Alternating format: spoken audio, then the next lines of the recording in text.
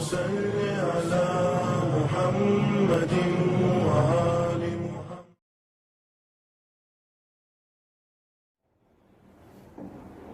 اعوذ باللہ من الشیطان الرجیم. بسم اللہ الرحمن الرحیم. اللہم صل علی محمد وآل محمد وعجل فرجہم. محترم ناظرین، سلام علیکم ورحمۃ اللہ وبرکاتہ. ماہ ذی الحج کا مہینہ شروع ہو رہا ہے. وہ مہینہ جو کہ عبادتوں کے اعتبار سے بہترین ہے، بڑا بافضیلت ہے. وہ مہینہ ماہ ذی الحج کا کہ جس میں ہمارا کوئی بھی کار خیر اور زیادہ خداوند عالم اس کے ثواب میں اضافہ فرما دیتا ہے. ماہ ذی الحج کا مہینہ کہ جو بہت برکتوں کا مہینہ ہے اور جس کے شروع کے 10 دن بہت زیادہ اہمیت رکھتے ہیں. یہاں تک کہ رسول خدا حضرت محمد مصطفیٰ صلی اللہ علیہ وآلہ وسلم ارشاد فرماتے ہیں کہ کسی بھی دن میں عمل خیر یا عبادت ان 10 دنوں سے زیادہ محبوب نہیں ہے. یعنی کہ عام دنوں کی عبادتیں اور ان 10 دن یعنی کہ ماہ ذی الحج کے شروع کے 10 دن 1 ذی الحج سے 10 ذی الحج تک کی عبادتیں بہت ہی زیادہ ثواب رکھتی ہیں. اور ہم دیکھیں کہ آغاز کتنی بڑی خوشی سے اس مہینے کا ہو رہا ہے، کتنی بہترین ایک خوشی کہ جس میں پہلی ذی الحج کو مولائے متقیان امیر المومنین حضرت علی ابن ابی طالب علیہ الصلوۃ والسلام اور جناب فاطمہ الزہرا سلام اللہ علیہا کی عقد مبارک کی مبارک تاریخ ہے پہلی ذی الحج. یعنی کہ اس مبارک تاریخ کے ذریعے اس مہینے کا آغاز ہو رہا ہے، شروعات ہو رہی ہے اور دعائیں اور زیادہ مستجاب ہونے کی اور زیادہ خدا کی جانب سے ہمیں ایشورٹی مل رہی ہے کیونکہ آغاز اس قدر بہترین ہو رہا ہے. وہ عظیم ہستیاں یعنی مولائے متقیان اور جناب فاطمہ الزہرا سلام اللہ علیہا کے سب سے حسین جوڑا اور یہ سب سے بہترین شادی کہ ہم دیکھتے ہیں کہ اس شادی میں نہ صرف انسان بلکہ ملائکہ بھی شامل ہیں، اس میں فرشتے بھی شامل ہیں. اس شادی کی ہم کیا بات کریں کہ بے شک غور و فکر کا مقام ہے کہ دنیا کی سب سے بہترین شادی ہے، سب سے بہترین اور خوبصورت جوڑا ہے، سب سے حسین جوڑا ہے. اور شادی کا انتظام کس طرح سے کہ آج اگر ہم اپنی شادیوں پر نگاہ ڈالیں تو ہماری جو شادیاں گھروں کی ہوتی ہیں ان میں معاملات یہ ہوتے ہیں کہ حد سے زیادہ خرچے بڑھ جاتے ہیں. ہم خود کبھی شان و شوکت کے لیے، کبھی لوگوں کو خوش کرنے کے لیے، کبھی کسی اعتبار سے اخراجات کو بڑھاتے چلے جاتے ہیں. یہاں تک کہ ہم بعض اوقات بہت سے مومنین اس قدر قرض کی پریشانی میں بھی مبتلا ہوتے ہیں شادیوں کی وجہ سے، اپنے بچوں کی شادیوں کی وجہ سے، بالخصوص بیٹیوں کی شادیوں کی وجہ سے، کہ لوگوں کو اور زمانے کا ایک جو ٹرینڈ چلا ہے کہ حد سے زیادہ بڑھ کر کے خرچ کرنا، حد سے زیادہ بڑھ کر کے جہیز دینا ہے. ان تمام چیزوں کو آج ہم دیکھ رہے ہیں. لیکن اس کے برعکس شریعت میں ہم دیکھیں، اسلام کی وہ مثالیں دیکھیں، اس حسین شادی کو دیکھیں کہ ایک ذی الحج کو جو عقد مبارک جناب فاطمہ الزہرا سلام اللہ علیہا اور مولائے متقیان کا ہو رہا ہے. یہ شادی کتنی سمپل ہے، کتنی آسانی کے ساتھ اس شادی کو انجام دیا گیا ہے. اس عقد مبارک میں اگر ہم دیکھیں تو بیجا کہیں پر کوئی فضول خرچی نظر نہیں آتی ہے.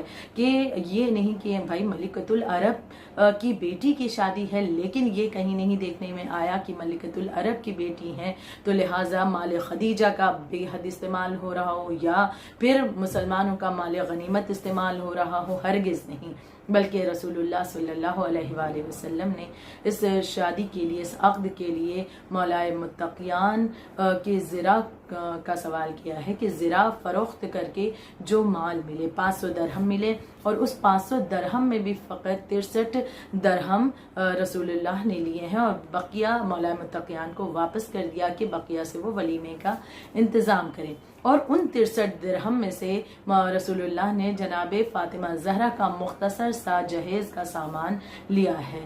اور پھر جناب فاطمہ الزہرا کا عقد ہوا. یہ وہ شادی ہے، یہ وہ عقد ہے کہ جو نہ صرف زمین پر بھی ہوا بلکہ عرش پر بھی ہوا ہے. ہم دیکھتے ہیں کہ اس شادی کو کتنا سمپل طریقے سے اللہ نے بنا کر پیش کیا کہ غریبوں کی بھی بیٹیوں کی شادیاں بآسانی ہو سکتی ہیں. کہ اگر ہم غور و فکر کریں آج کی شادیوں میں ہم نے بیجا رسومات کو اتنی زیادہ فوقیت دے رکھی ہے، ایسی رسم و رواج کہ شاید کبھی سنی بھی نہ ہو، نئی نئی چیزوں کو لوگ شادیوں میں لے کر آتے ہیں، لیکن اسلام کیا کہہ رہا ہے؟ شادی کتنی آسان اور سمپل طریقے سے کی جا سکتی ہے کہ ہر ایک غریب کی لڑکی عزت کے ساتھ رخصت ہو سکتی ہے، لیکن ہم نے اپنی ایگو کی وجہ سے یا پھر اپنی شان و شوکت کو دکھانے کی وجہ سے آج بہت سے افراد اخراجات کو بڑھاتے جاتے ہیں، جس کی وجہ سے پریشان کن حالات بھی پیدا ہو رہے ہیں۔ لہٰذا ایک مرتبہ غور و فکر کرنے کی ضرورت ہے کہ یہ مبارک شادی جو حسین شادی ہے، جو کہ انتہائی خوبصورت حسین جوڑا پروردگار عالم نے قرار دیا ہے کہ بے شک جناب زہرا کا کف کوئی اور ہو نہیں سکتا تھا سوائے علی مرتضیٰ کے۔ یوں تو پیغامات بہت سے آئے، لیکن اللہ کی جانب سے حکم یہی ہے کہ مولا کائنات کا عقد مبارک جناب زہرا سے ہو، کیونکہ جناب زہرا کا کف ان کی کمپیٹیبلٹی میں دیکھا جائے تو کوئی اور مولا متقیان کے علاوہ نہیں تھا۔ لہٰذا اللہ نے یہ انتخاب کیا ہے اور رسول اللہ نے اسے انجام دیا ہے کہ اپنی بیٹی کو علی مرتضیٰ کے عقد میں دیا ہے۔ بے شک اس ماہ ذی الحج کا آغاز اس بڑی خوشی سے ہو رہا ہے۔ خداوند عالم اس خوشی کے صدقے میں تمام مومن مومنات کی دلی جائز حاجات کو قبول فرمائے، تمام مومن مومنات کی مشکلات کو دور فرمائے۔ پروردگار عالم فرزند زہرا کا ظہور جلد از جلد فرمائے۔ اس خوشی کے صدقے میں ہم دعا گو ہیں۔ جہاں پر آغاز اس خوشی سے ہو رہا ہے، پہلی ذی الحج، یہ خوشی ہم بنا رہے ہیں اور اس خوشی کی مبارکباد اپنے امام کی خدمت میں، وقت کے امام کی خدمت میں پیش کرتے ہیں۔ ساتھ ساتھ ہم اگر غور کریں اعمال کے اعتبار سے کہ اس مہینے کے اعمال یا ایک ذی الحج کی فضیلت کے اعتبار سے، اس کے اعمال کے اعتبار سے اگر جائزہ لیں تو ان کا بھی ذکر کچھ کرنا چاہوں گی کہ ماہ ذی الحج جو کہ بہت ہی بافضیلت مہینہ ہے اور شروع کے 10 دن بہت ہی بابرکت ہیں۔ اس میں شروع کے 1 ذی الحج سے 9 ذی الحج روزہ رکھنے کا بہت زیادہ ثواب ہے۔ پہلی ذی الحج کا روزہ بھی بہت زیادہ ثواب رکھتا ہے۔ اس کا ثواب یہ ہے کہ گویا 1 دن کا روزہ، یعنی 1 ذی الحج کو جو روزہ رکھا جاتا ہے اس کا ثواب، کہ گویا 80 مہینے کے روزے کا ثواب اس انسان کو پروردگار عالم عطا فرمائے گا۔ اور اس دن یعنی کہ پہلے ذی الحج کی نماز بھی ہے، اور وہ نماز جناب فاطمۃ الزہرا سلام اللہ علیہا کی نماز ہے، جو کہ 4 رکعت ہے، جسے 2 کر کے یعنی 2 سلام کے ساتھ پڑھنا ہے۔ اور یہ 4 رکعت کا طریقہ یہ ہے کہ ہر رکعت میں حمد 1 مرتبہ اور 50 بار سورہ قل هو اللہ احد یعنی سورہ توحید کی تلاوت کریں، اور بعد نماز تسبیح فاطمۃ الزہرا پڑھیں، اور پھر ایک دعا کا ذکر کیا گیا ہے جو کہ مفاتیح الجنان اور دیگر دعاؤں کی کتابوں میں موجود ہے، اس دعا کو پڑھیں اور خدا کی بارگاہ میں اپنی حاجت کو رکھیں۔ بے شک اس دن کے صدقے میں خداوند عالم حاجتوں کو ضرور قبول فرمائے گا۔ ایک اور نماز کا بھی ذکر کیا گیا ہے، اور یہ 2 رکعت نماز ہے جو کہ وقت زوال سے آدھا گھنٹہ پہلے پڑھنی ہے۔ اس میں ہر رکعت میں حمد 1 مرتبہ، توحید سورہ توحید یعنی قل اللہ احد 1 مرتبہ، آیت الکرسی 1 مرتبہ اور سورہ انا انزلنا 10 مرتبہ پڑھنی ہے۔ اور اس کے بعد جو بھی دعا مانگے خدا اس دعا کو انسان کے قبول فرمائے گا۔ پہلی ذی الحج کے دن ایک اور بہت بڑا فائدہ ہے، اور وہ ہے کہ ظالم کے خوف سے بچنے کے لیے دعا کرنا۔ اکثر بعض اوقات انسان کو کبھی کسی اپنے دشمن سے خطرہ ہوتا ہے، اس کے ظلم سے وہ بچنا چاہتا ہے، دعائیں کرتا ہے، بلکہ یوں کہنا زیادہ بہتر ہوگا کہ ہر مسلمان کو اس دور میں یہ دعا کرنی چاہیے، اور اس دعا کو پہلی ذی الحج کو پڑھنا چاہیے، کیونکہ ظالم کا خوف ہر طرف ہم دیکھ رہے ہیں۔ پروردگار عالم ان ظالموں کے شر سے تمام مسلمانوں کو محفوظ رکھے۔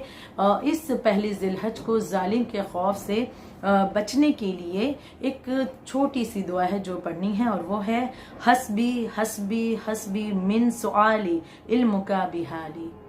فقط اتنا ہی پڑھنا ہے۔ یہ ظالم کے خوف سے پورے خلوص کے ساتھ پوری اپنی دل کو خدا کی جانب لگا کر کے اس دعا کو پڑھیں، اور اس کے بعد خدا کی بارگاہ میں ظالم کے خوف سے بچنے کے لیے دعا کریں۔ پروردگار عالم آپ کی دعا کو انشاءاللہ ضرور قبول فرمائے۔ اس مبارک موقع پر دعا کو ہے پروردگار عالم جلد از جلد فرزند زہرا کے ظہور میں تعجیل فرمائے۔ ربنا تقبل منا انک انت السمیع